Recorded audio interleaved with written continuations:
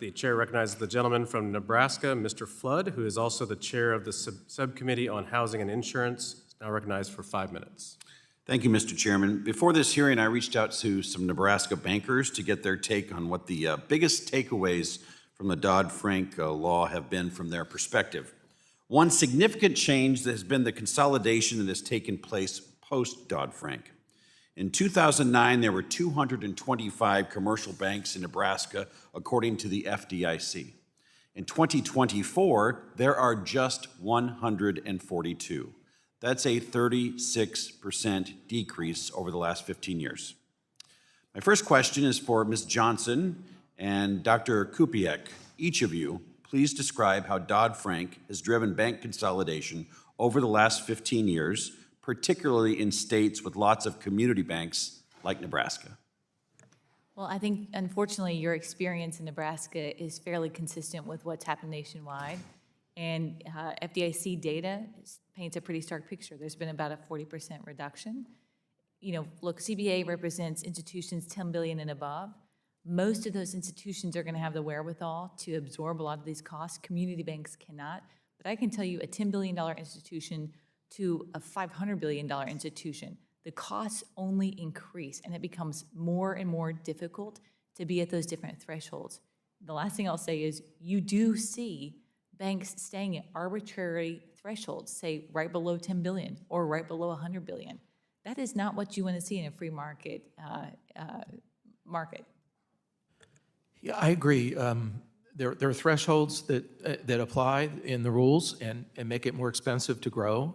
But for small banks, compliance costs mean you have to grow to a certain scale to absorb those. And the fact that there's no entry means it's not a healthy market. In a healthy market, you have entry and you have exit. When you have no entry, it's not a healthy market. Appreciate those answers. And one of the things I want to stress is I'm talking about towns with 1,200 people. When the bank closes, the cheerleaders don't get the check for $150. The football team doesn't get a pizza party. The post-prom doesn't happen. The community support dries up. And access to capital for people that farm within 5 miles is more difficult. And sometimes they end up with a bank that doesn't have that personal relationship with them, and they won't work with them. So there are real-world consequences to losing these banks.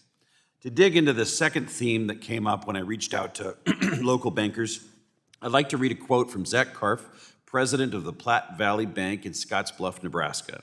He writes, "When Dodd-Frank was passed, we embarked on a soul-searching journey of whether to stay involved in mortgage lending or not.